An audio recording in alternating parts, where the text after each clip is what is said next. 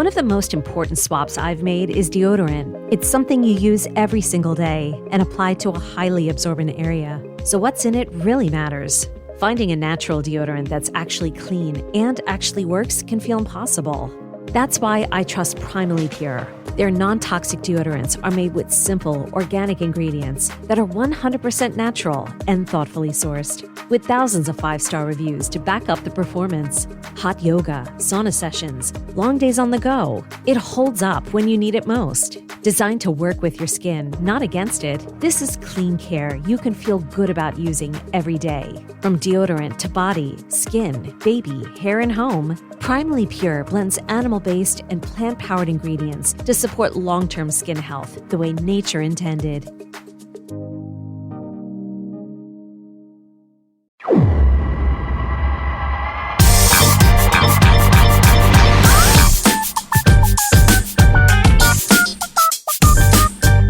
Every week, the Show Before the Show podcast is recorded, at least in part, in a conference room in New York City, which is named after some big league legend. And this week, for the first time ever, I got an email from the conference room about the schedule for when we were going to be recording. But I thought I had just gotten an email from Stan Musial because I opened my email account and it just said Stan Musial is the sender. And it said MILB podcast. And I was like, man, first of all, he's resurrected. Second of all, he's listening to podcasts. He knows what that is. Third, he's listening to our podcast. But then it turned out it was just that you guys were recording in the Stan Musial room. I don't want you to take that as an insult, but I was a little disappointed that it wasn't actually from Stan Musial. I mean, I don't want to destroy this fiction for you either. I mean, I did that because I realized I was sending multiple emails each week of like one for you of here's the Zoom link and another to Ben for the like here's the rumor. And I'm like, why don't we just pair this all together? Well, I was devastated, Sam. So I hope you're happy. Maybe we should just stick to dead ball players moving forward so you're not confused.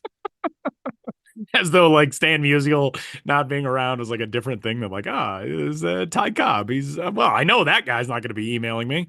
Well, I was really bummed. I was kind of hoping it was actually Stan the Man, but it's not. So here we are for our first edition of the Show Before the Show podcast, the official podcast of minor league baseball in the calendar year 2025. We're coming up on the 10th anniversary of this podcast.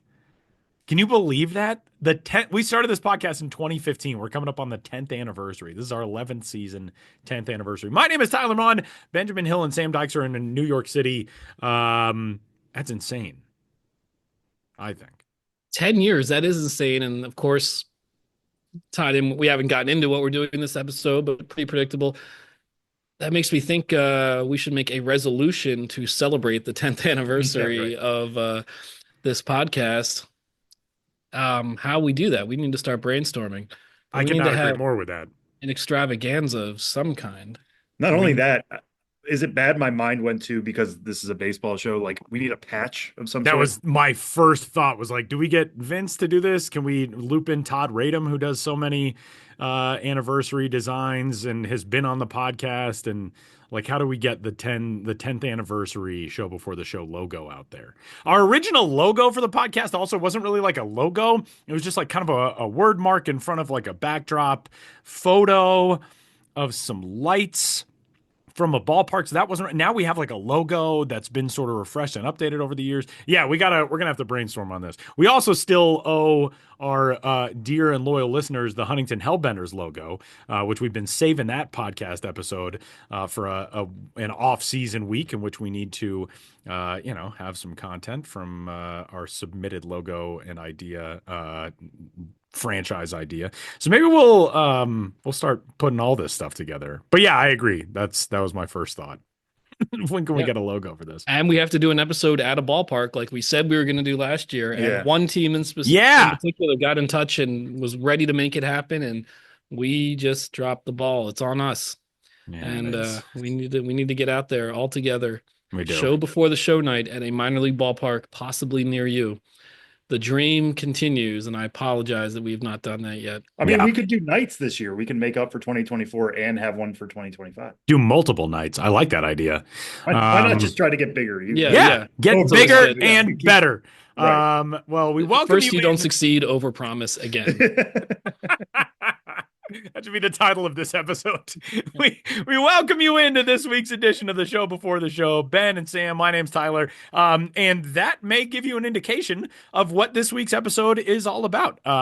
You can get in touch with us, of course, podcast@milb.com.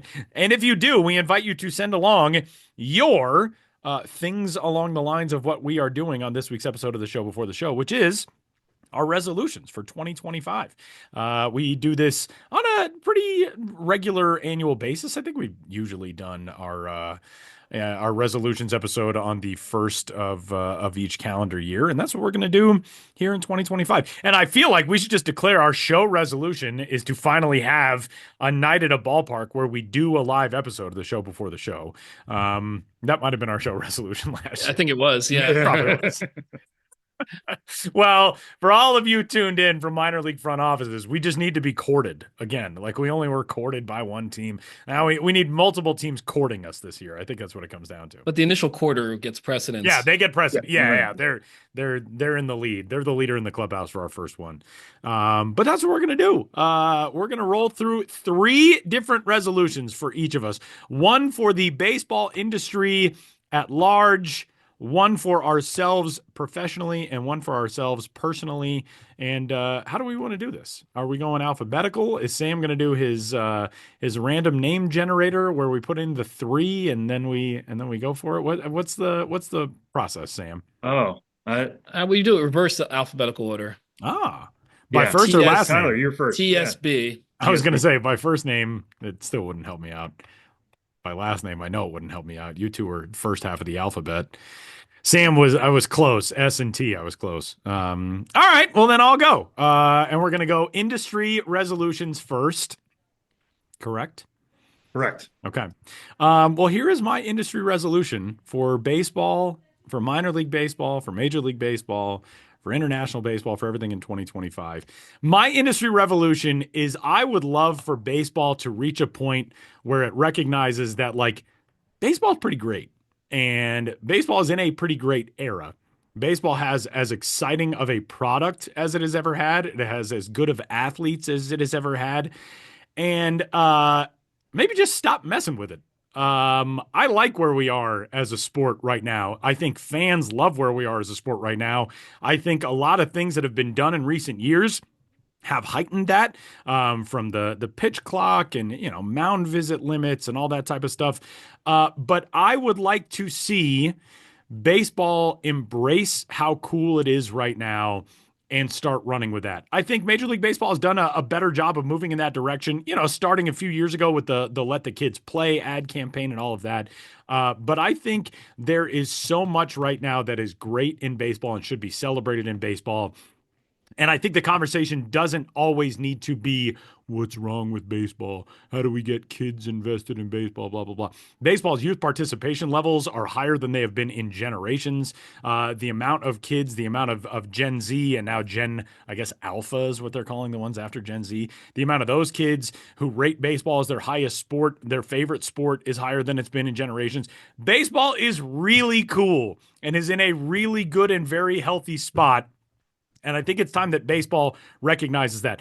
The thing that infuriates me most about baseball is the fact that baseball people feel the need to apologize for baseball. You don't see that in the NFL. You don't see it in the NBA. Baseball, I think, needs to embrace what it is, how cool it is, the fact that we live in an era, in a time where Shohei Ohtani exists, where Mike Trout exists, where Juan Soto exists. Be thrilled about that. Market that exciting thing to the next generation of baseball fans. And I think people will embrace that as much or more than they are already embracing this sport and this game. That's my resolution for this industry in 2025. Stop apologizing for baseball. Stop coming up with new things like the golden at bat rule that nobody wants. Just embrace what is so good about this sport right now and run with that. That's my industry-wide resolution in 2025. One thing to piggyback off of that is, I don't know if you guys have noticed this, and I think it's kind of a perfect storm, but it also speaks to where the industry is right now. This might be one of the most exciting off seasons we've had. And I include last offseason. 100%. Yeah. Not only like last offseason, we had Shohei Ohtani sign, right? And that was crazy. And that kind of started the snowball effect. But then like the Juan Soto sweepstakes, Didn't last very long. It lasted just the right, perfect amount of time for everybody to be intrigued, for casual fans to be like, yeah, I am curious where this guy's going to sign. And then the amount he signed for being so large, and everybody across the world had to shoot up and be like, wait. This guy got paid more than any athlete, like ever, like Ever? what is happening in baseball? Right. And that's also piggybacking off of a very exciting not World Series, postseason, what have Freddie Freeman's Grand Slam is going to be talked about forever as a pivotal World Series moment. The Mets run, the Brewers run, like so many of these teams, the Tigers run, uh, just got interesting at the right time in the right places. You know, you had an LA versus New York World Series, and that worked out really well. Now, I'm not saying that should be the goal every year. We should obviously have parity in the sport, but like there's something going on right now. And in a way that I think, I'm not going to say it hasn't been felt in a long time, because like we felt it on this podcast, but casuals are really picking up right now. Yep. I feel. Yep. And we're going to see something big in 2025. Attendance is higher than it's been in decades. TV ratings are fantastic. And, you know, again, like if you're a sports fan, here's a weird little look behind the scenes. You don't need to care about TV ratings. That's one of the weirdest things to me when people are like, TV ratings for the NFL, TV ratings for the NBA, Major League Baseball's World Series, the All-Star game. But I'm not an executive with a TV network. I don't really care. If you like the sport, you want to watch the sport? The sport's raking in tens of billions of dollars in revenue. Baseball is in a really good place right now. And I would love for baseball fans and baseball with a capital B to be proud of that and embrace it, rather than continually apologize for pace of play and for the way that front offices operate. And yeah, I mean, there are discussions to be had there, certainly, that are very valid ones. But baseball's in a really good place. I'm off my soapbox. That's my resolution. All right. So mine is much more granular than that. That was a good one to start on. Like we didn't know what yours was going to be. Mine is much smaller, and it affects my job, but I think it affects a lot of people listening to this show right now. And it's on, surprise, surprise, the prospect side. I wish clubs would be more open about their prospects. So much going back decades, it was hiding your prospects, right? Like the ultimate story of that was Roberto Clemente was Rule 5 eligible, and the Brooklyn Dodgers basically didn't want anybody to know about him. And so the Pittsburgh Pirates are like, no, this guy seems pretty good and we can just have him. So we're going to take him, and obviously turned into arguably the greatest right fielder of all time. As information becomes more and more available, obviously StatCast is now available in the Florida State League and the AAA levels, but all these teams have this data. And like I can get it through my own sourcing and all that, but I think you get more interest in the game and in your own prospects if you are willing to share that with the public. An example of that recently is, and this is somebody who I'm very high on, and anybody who's followed my writing for a while knows I'm very high on, Jesus Made with the Brewers. He was playing in the Dominican Summer League. And for the longest time, since I've been doing this job, if a guy does well in the DSL, you kind of just throw up your hands and you're like, well, it's the DSL. Like it's essentially a glorified high school league for guys who have signed internationally. You know, it's great if they get off to a good start, but like it doesn't mean the world. See what happens when they move stateside. But the Brewers were very upfront of being like, hey, this is what his average exit velocity is. Here's his 90th percentile exit velocity. Here's his in zone contact rate. We have something here, and we're very proud of that. Do that. Follow that example. If there are prospects that you think are really good in your system and you want your fans to be interested in them, don't just rely on us. Do that on your own. Like pump up your own prospects in fun and exciting ways. And we started to see that, I want to say like 5-6 years ago. Teams were starting their own player development Twitter accounts, and obviously that hopefully that's going to be expanding to Blue Sky and Instagram and other social media apps as well. But like be proud of what you have. Kind of, I guess it's similar to what you're saying, Tyler. Like be happy with the prospects you have. Yeah. Every team has prospects to share. Be more open about that. Don't try to hide these guys and thinking like, oh, if we give away too much information, somebody's going to want it in trades. There's so much info that's behind the curtain as it is anyways. You're not going to surprise any team by sharing, you know, how good Dylan Cruz really was. And I'm not singling the Nats out there. I'm just thinking of a name that's at the top of our list right now.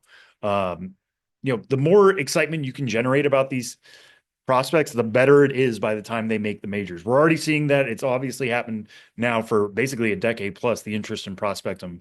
But the more teams can contribute to that with more data and more information and more excitement, the better.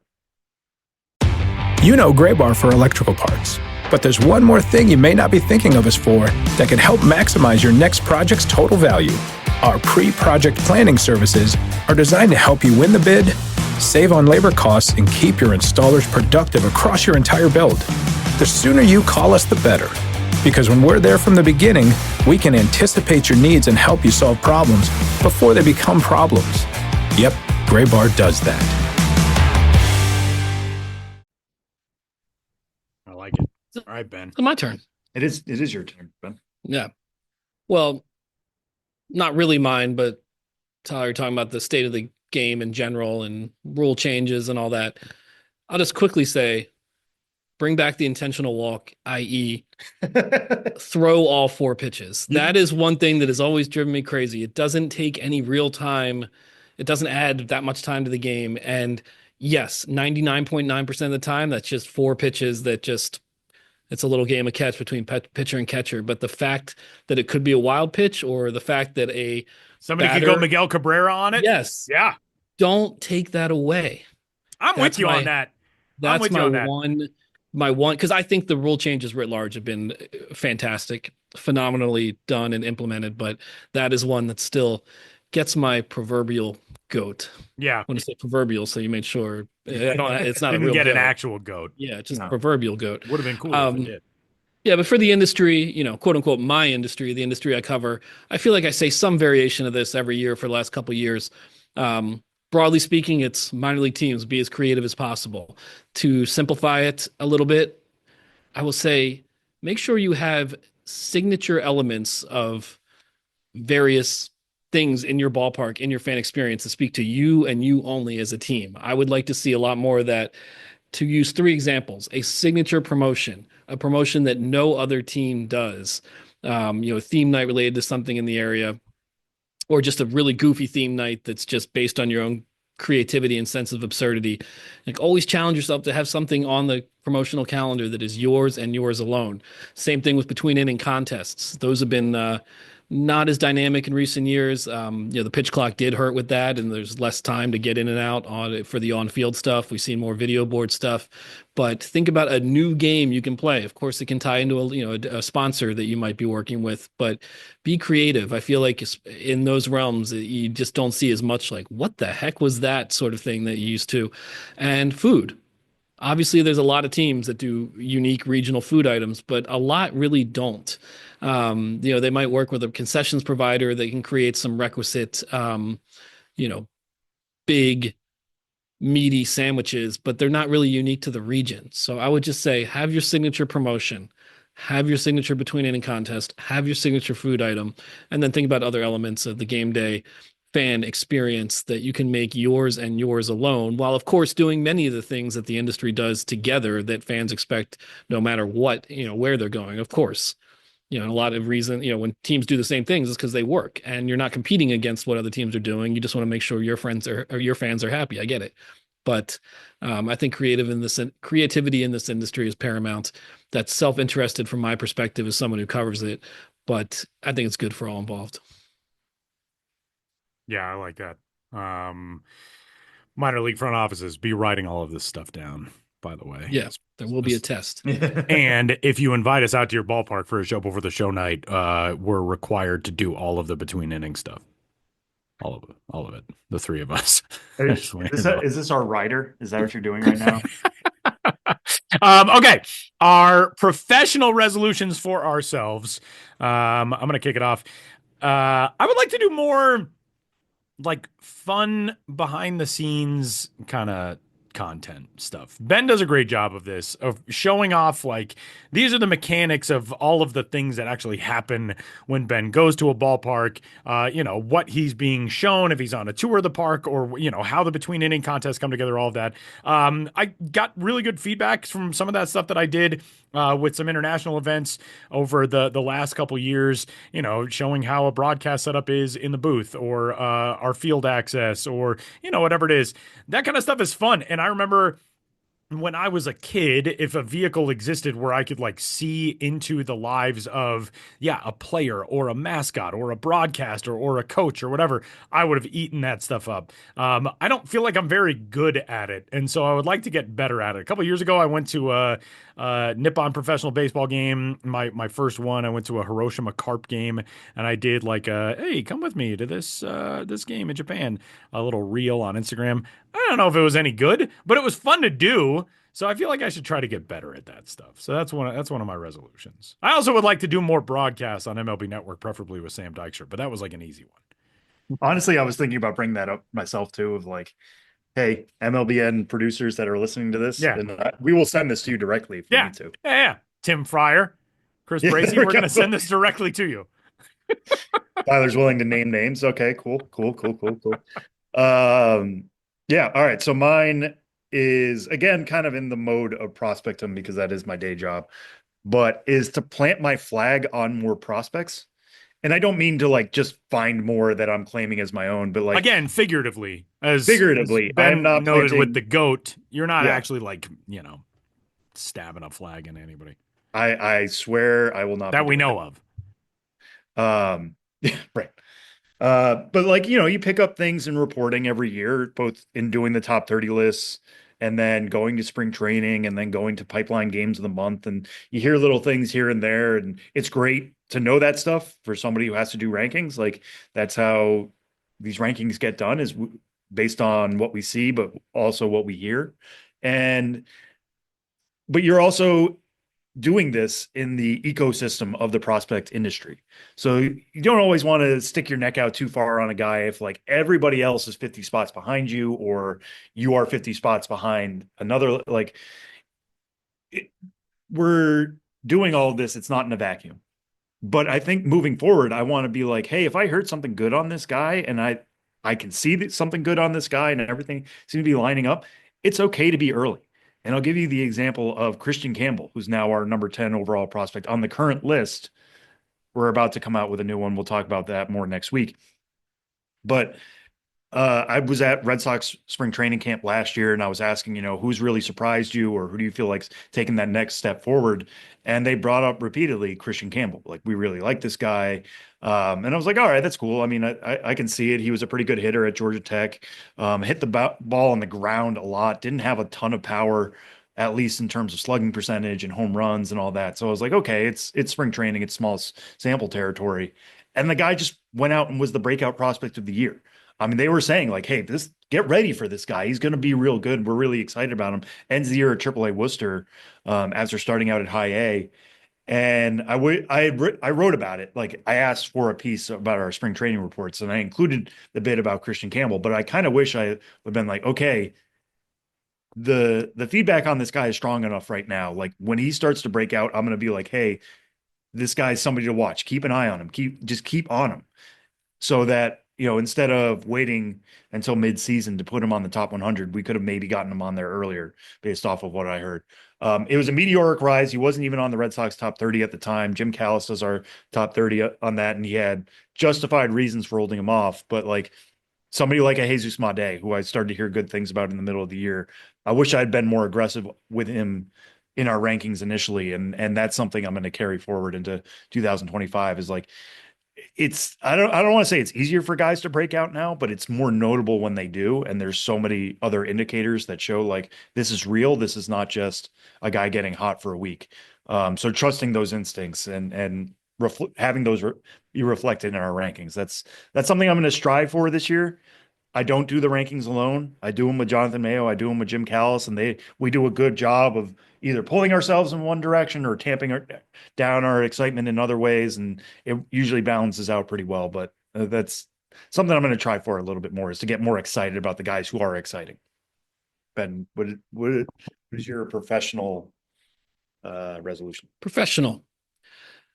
Well, we were talking earlier about how this is shocking to us all, but the 10th anniversary of doing this podcast. Tied in with that, July will be, I forget the exact date, I should know, something like July 19th will mark 20 years for me since I first through a series of random circumstances, got a part-time job writing game recaps for MILB.com. It was a long way from what I do now, but 20 years from being employed here and writing about minor league baseball, that's coming up for me. And it'll be 15 years of the road trips, which started in 2010 formally after 5 years of establishing the job I have now. I bring that up to say I've written a lot, I've done a lot. And over the last, pretty much always, but especially over the last year, just because so much time has now passed, and we've had different various migrations of our website and new publishing systems. A lot of the stuff that I've written through the years is hard to find and or just completely forgotten about, including by me. And it's a major project. I don't know where to start. It'll be easy to say I want to do it and not do it, but I want to work on curating some form of like my archives, for two reasons. One, because so much of it would be good to share again. We use the word evergreen here in the content department, evergreen content, something that no matter what it happened yesterday or 10 years ago, it's still a good piece of material to share. I think I have a lot of things that would be new to almost everybody that I need to, kind of clean up and get out there again to people, not thinking like, oh, you already did this, which was usually my problem. But no, this is good material for essentially a new audience at this point. And then two,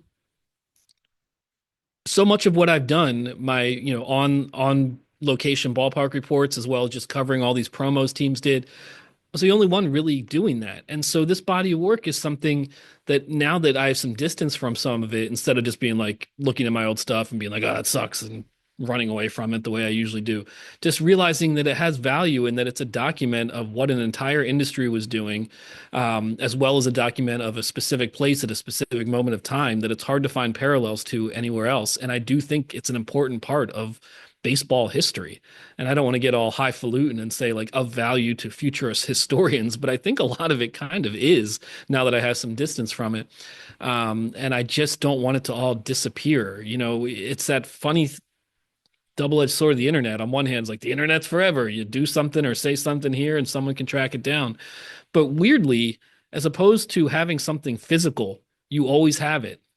When you write an article, it just sort of goes away. And then again, when websites go defunct or publishing systems change and sites migrate, to new URLs, a lot of stuff gets lost, or you can find it, but the pictures are no longer there, and there's all sorts of wonky bugs within it. And so I can't go about reconstructing my entire job history from going all the way back 20 years. But my goodness, I want to get this stuff together. If anyone listening has an idea how to tackle a project like this, get in touch, please. That is a very good item of note for anybody who works in any sort of journalistic endeavor or anything similar on the internet. I actually just saw an article about this. I can't remember who wrote it, but there was a publication, The Atlantic or somebody recently, who wrote about the large swaths of the internet that are just disappearing. And if you are somebody who has a lot of your career field on the internet, when you publish something, save a PDF of it. I remember several years ago, one of our colleagues sent an email after there was a news outlet out of Chicago, I want to say, that was shut down. And essentially just like the next day, everything was gone. And one of our colleagues emailed and said, like, hey, this is a good point of note for everybody here. Like, no one knows what the future holds for any of this stuff. If you want to save your work, make sure you save your work, because there's no guarantee that it's always going to be there. So if you're somebody who's young, getting into this industry or anything similar, you publish something on a website, save it as a PDF. It takes 5 minutes. It might be annoying, but at least you'll always have that forever. And you won't be stuck looking for, a Word document that you had saved somewhere one time, or, a link that is now broken. That is it's a really good guideline for anybody who works in a similar field. So personal resolutions. I want to get into the mountains more I live in Denver. I have, spent my life, bouncing around the mountains a lot. But this past year, man, I was no good at it. I didn't go on hardly any hikes. I didn't go fly fishing once. My dog will be 11 this month. She's still great on hikes and all of that, but we only have so many hikes together left. So I want to do that. I want to get in the mountains more. I want to do more fly fishing this year. I want to drive my 1971 International Scout 2 to go do it. That's my personal. I feel like I'm going to need that in 2025 and beyond. So that's my resolution. I need to get back to doing more of that. You know who has honestly inspired me in that way is our Portland, Maine bureau chief Josh Jackson, who just like no matter what the weather is, no matter if it's 20 below or if it's the wind is 80 miles an hour, like Josh is always out riding his bike on a trail or running or snowshoeing with his dog Addie. Like Josh makes me want to be a better wilderness explorer. So thanks to Josh for relighting that fuse in me. I'm embarrassed with how little I got into the mountains this year. That's what I'm calling myself out for. So there's my personal resolution. Yeah, I mean, Also, I it's want to fun. be like a good husband. Blah blah blah. Sorry. Boring. Boring. No, it's funny, like going on Strava, which is for anybody who doesn't know, like it documents physical activity. So like it tracks for me when I go out on runs. It's a good way of keeping track of how many miles I've done and how my pace and all that kind of stuff. But then I'll sign in and there's a social aspect to it too. And you just see Josh has been snowshoeing for like 3 hours. And I'm like, man, I was happy with that 2 mile run. I Like I was pretty know. happy with I my know. pace. You're just out here strapping tennis rackets to your feet and not getting out there and really enjoying Maine in ways that make the rest of us jealous. Yeah, well, you need those snowshoes when you have to get to the outhouse. I mean, that's Yeah, like right. That is part of true. That is true. It's not an easy trek otherwise. no. Post holing all the way there. That's not a term for what you do in the outhouse. That's a term for walking through the snow. Anyway, please continue. All right. Well, mine is I feel like it's a piece with some of the stuff you guys have already said. And with Ben talking about like wanting an archive and missing physical media. A few months ago, I started to get into film photography. Just kind of on a whim. I've enjoyed taking pictures with my phone, and it is neat that we live in an age where you can just do that whenever you want. Like you don't have to lug around an old Kodak anymore. But there's just something so, plenty of people have said this before, visceral and tangible to using film photography, and also the idea of like you only get so many shots of this. Like we've all done photo blasts on our phone where it's just like I'm going to do 15 of these and we'll pick out the best one later and it's fine. Like no, film is expensive. It's not overly. I'm not spending $200 on film, but like it gets up there pretty quick in ways that did not happen when we were all younger. So you really have to think through things, and I like that. I like that process of being like, hey man, what you're about to do is permanent and you don't want to take 5 shots of this because then you're wasting 5 shots on a 36 shot film roll. So I think that creeps into other aspects of my life of like doing more tangible things that actually have something you can hold in front of you, but also trying to be perfect in the moment, not perfect, but close to perfect in the moment, and not just throw away things, just be like, all right, I did it, it's done. Actually think things through while you're there.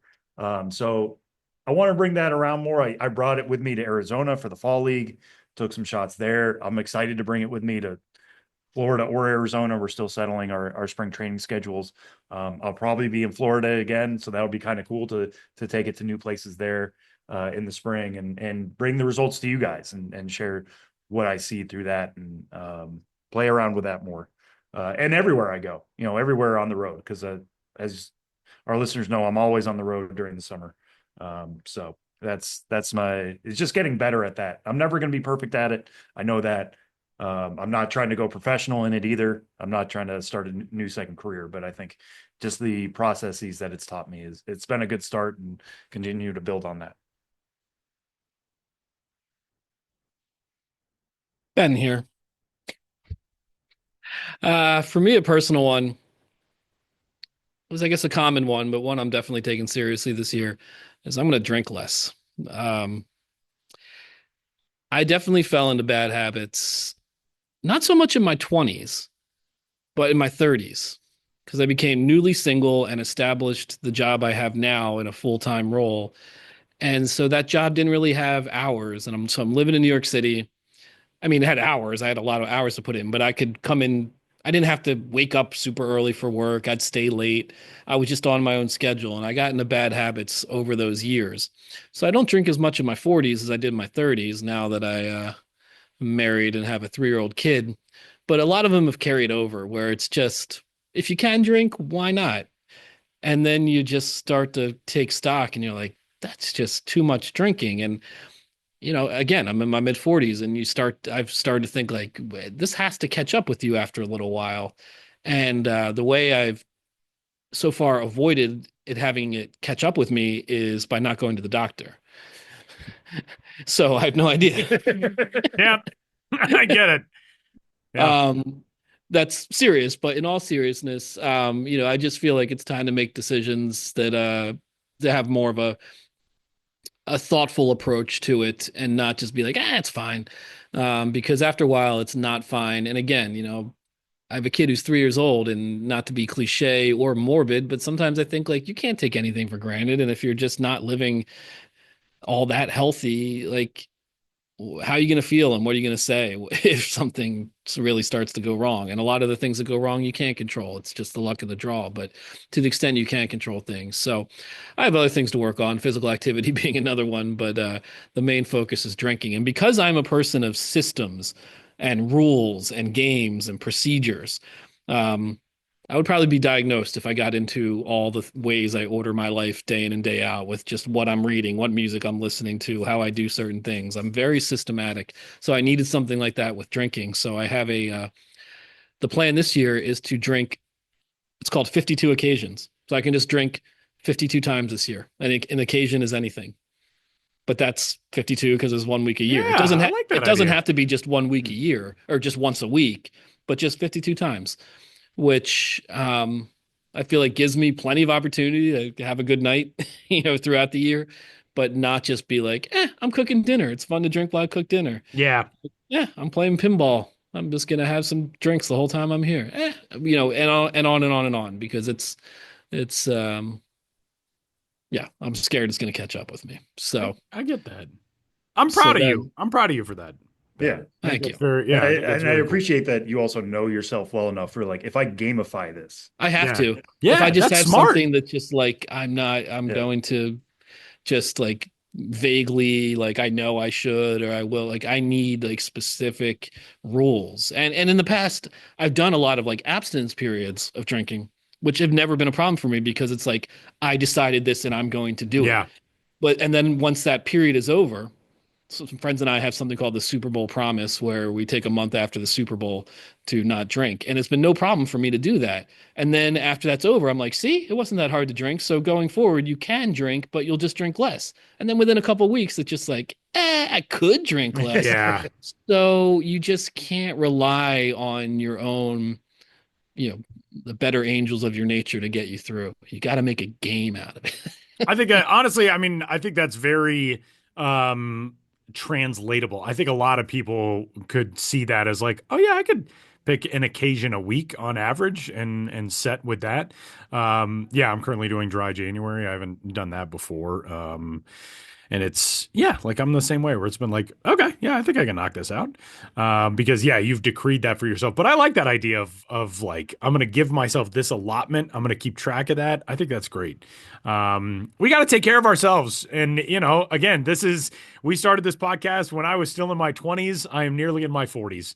And I know we have a lot of people who have grown with this podcast with us. We have a lot of people who have listened to this podcast since that first year. So we're all kind of hitting those same stages in life. And I think that self-care stuff is really important. We live in a challenging time to take care of ourselves mental health wise, but even physical health wise. And so I think that's really cool. And Ben, I'm very proud of you for that. Thank you. I plan on being successful with this particular endeavor. That's awesome. And yeah, my plan is to really go light in the early part of the year. So then later in the year, I'm like, ha ha ha. Especially around the holidays. Yeah. Around the days in holidays. December. Yeah. I'm just going to go on a bender throughout from my birthday in November all the way to the end of the year, just nonstop. Tyler and I are going to be turning to each other like, should we be worried about Ben? Ben It's saved- allowed. It's Ben in the saved- It's fine. it's in the rules. It's Ben 36. saved I'm 50, fine. 50 of his occasions now, and it's November 3rd, and he can use all of these through the end of the year. That seems weird. Well, I invite you all to get in touch with us with your own resolutions, whether they're personal or professional, personal, or for baseball or for your industry, whatever it is. Get in touch with us. Let us know. podcast@milb.com. So much of life these days, all we have is each other, and let's make this a positive space for everybody to share what they're doing to better themselves. And yeah, I like that. I like this vibe that we've cultivated here on this week's episode of the Show Before the Show. And if you've got any ideas of what the 10th anniversary logo for this podcast should be, maybe it's a silhouette of Jake Seiner. I don't know. Send them our way. podcast@milb.com. R.I.P. Jake. All right. We are going to step aside for a timeout. Jake's not dead. I feel like I have to clarify that every time I say that. Jake Seiner, one of the original co-hosts of the show. No, he is not. Jake Seiner, relatively new father. Yeah. Relatively new father. Still doing great stuff for the Associated Press. He's the man. Maybe we'll have Jake back on as a guest of this podcast. I think we absolutely should. We should. Oh yeah, for the 100% 10th sure. anniversary Great idea spectacular. for the 10th anniversary. We're gonna step aside. I believe Josh Jackson is swinging by with Ghosts of the Miners this week. Although behind the scenes of this podcast, I haven't heard from Josh this week as to whether or not he's doing Ghosts. So I don't know. So if you hear Ghosts after this timeout, Josh Jackson stops by with Ghosts of the Miners. If not, we're back to wrap up the show with Name That Dude coming up next.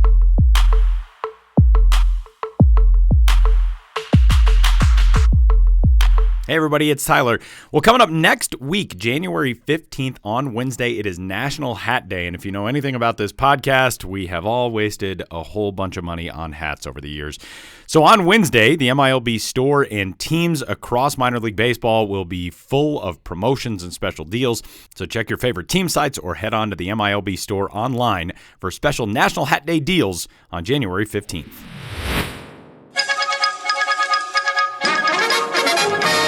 We interrupt this podcast to bring you another thrilling edition of Ghosts of the Miners. Now, here's your correspondent and host, Joshua Jackson.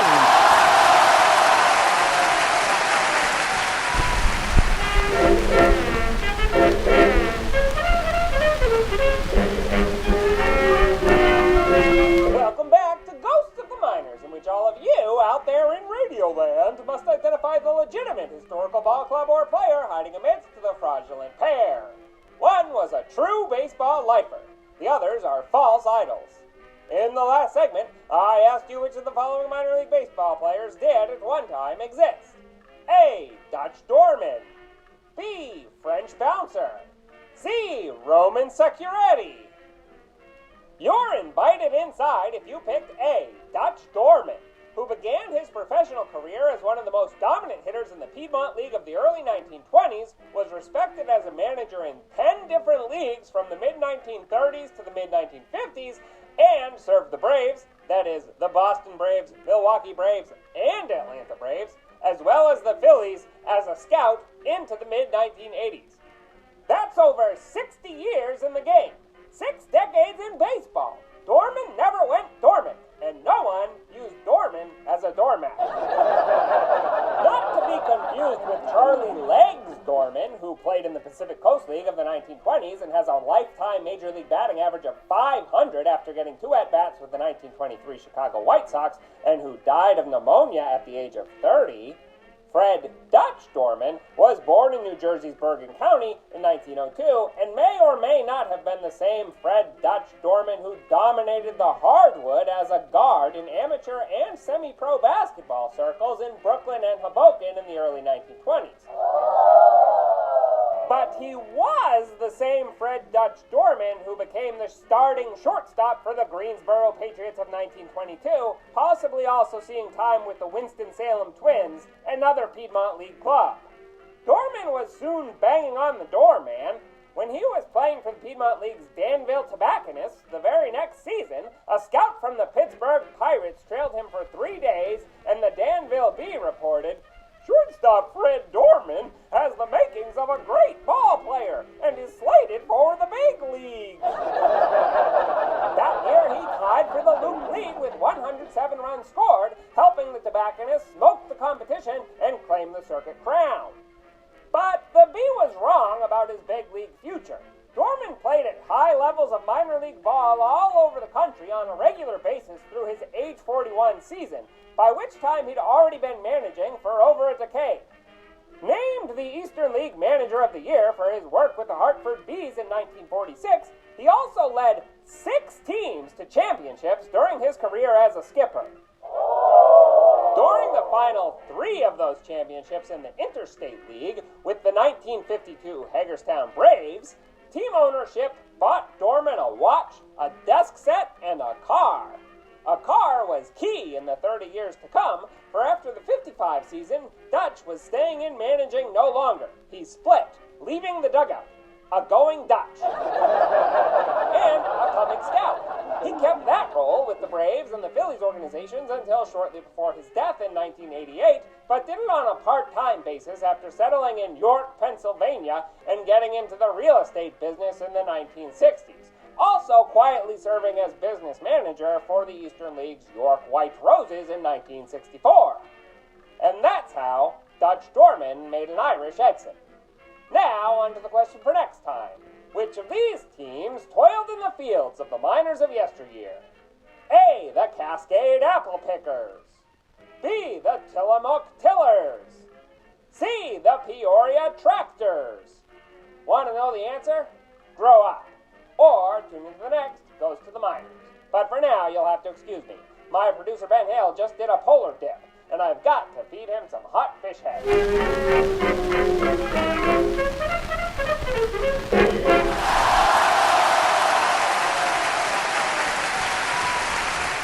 Final segment of this week's episode of the Show Before the Show podcast. Either a huge thanks to Josh Jackson for stopping by with Ghosts of the Miners, or we'll catch Josh next week with Ghosts of the Miners. We can insert that here. Before we get out of here, though, it is time for the game show craze that has swept the nation. Name That Dude. Did we start Name That Dude in 2024, or was that a 2023 thing?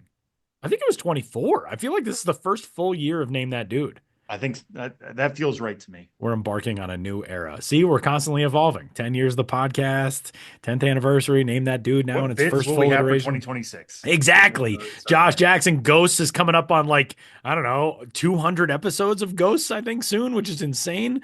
Amazing. Maybe it's 100. I don't know. It is, in fact, 200. Wow. Holy smokes. We're going to hit that this year. All right. Ben is the dude knower this week. Sam and I, therefore, the dude guessers, and we turn the mic over to Benjamin Hill. Yeah, we've been submitting people to get in touch with a dude to feature in this segment. You only can get in touch with one of us, so the other two do not know it. I got a nice email, and John, I'm sorry if I pronounce your last name wrong. John Coctoseton? John Coctoseton. Coktoseton. John Coctoseton. John, email me and let me know if I... Coctoseton. I don't know. Yeah, Sorry. I should have asked him John. before using this, but I didn't tell him I was using it. I said thank you. But yes, we're using it. John, thank you for getting in touch. And let me know how to pronounce your last name. John Coctoseton. He got in touch with someone who I remember for sure. But you guys, let's see. And he sent some interesting background on this player. He was a first-round draft pick, number 18, and this was in 1980 by the Detroit Tigers out of Sam Houston State. The alma mater of my mother-in-law. Yeah, and he says, John, in his email wrote, he has a great backstory that I know Sam will appreciate. Okay. One of his teammates, albeit briefly, was Richard Linklater. Oh, hey. Ah, that's cool. Linklater would go on to be a well-regarded filmmaker, making such films as his famous debut Slacker, his Oscar-nominated Boyhood, along with the Before trilogy, Sunrise, How did Boyhood Sunset. not win Best Picture? Sorry. Anyway. Yeah, I know. Yeah. We also directed Everybody Wants Some, which for my money. Well, yeah, let's Linklater came to my attention as a high school student, wrote John, was dazed and confused. He was later sued by actual classmates for using their real names, like Wooderson and Floyd. So when he directed Everybody Wants Some, he changed this player's name, which I can't give away, to another name, which I don't want to give away because it still kind of gives it away. And so this player, this dude, was depicted, broadly speaking, in Everybody Wants Some, but his name was changed. And I can't say what his name is or what it was changed to. First round draft pick, 1980 Detroit Tigers. Sam Houston State, teammate of Richard Linklater. He makes his professional baseball debut after being drafted in the first round. He was primarily an outfielder, a right fielder. Makes his debut in 1980 with Montgomery, Double-A Southern League. At that time, it was the Montgomery Rebels in Montgomery, Alabama. That was in the Tiger system, is that what you said? Yes. In 1980, the Tigers system Double-A team was the Montgomery Rebels. So weird to think about the Tigers having an affiliate in the Southern League for some reason. It's like I just always think of Erie. Anyway. Yeah, exactly. But yeah, in 1980, he was Montgomery. He spent, so after being drafted, he spent the rest of that season in 1980 in Montgomery, played 77 games, which is a lot of games for a first round draft pick in Double-A in the season in which he got drafted. 81, well, still in the Southern League, the Detroit system, but they switched to Birmingham, of course, the Barons. And he spent most of the year in 1981 with the Birmingham Barons, hitting .307 with 18 home runs, 82 RBIs. And also got up to Triple-A, just played 10 games in the American Association, the Triple-A Evansville Triplets. Triplets is a great name for a Triple-A team. Yeah. It is. And Binghamton used to have a team called the Triplets, and that was in regard to Binghamton being one of like a tri-city area. Right. And I wonder if that's the same motivation there in Evansville. I'm not sure why they were the Triplets. We need to look that up. Sam's looking it up now. You keep naming the rest of this guy's career, and I'll look up more. Yeah. Well, that's about it for the minor leagues. He spent 42 games back with the Triplets in 1982, and then got called up to the major leagues. Spent the rest of the 1982 season with the Detroit Tigers, all of 1983 with the Detroit Tigers, establishing himself as an everyday player, playing in 144 games, 11 home runs, 65 RBIs. And he was also perhaps best known for his absolute cannon of an arm in right field. He then, and I should have looked up the transaction. Let's see if I can find it really quick as I keep talking. But he moved to, he was traded on March 25th, 1984, along with John Walkenfuss to the Phillies for Willie Hernandez and Dave Bergman. Man. Then he spent 1984 through 1987 with the Phillies. So I remember him well because my first real memories of being a baseball fan were the Phillies of like 1985, 86, 87.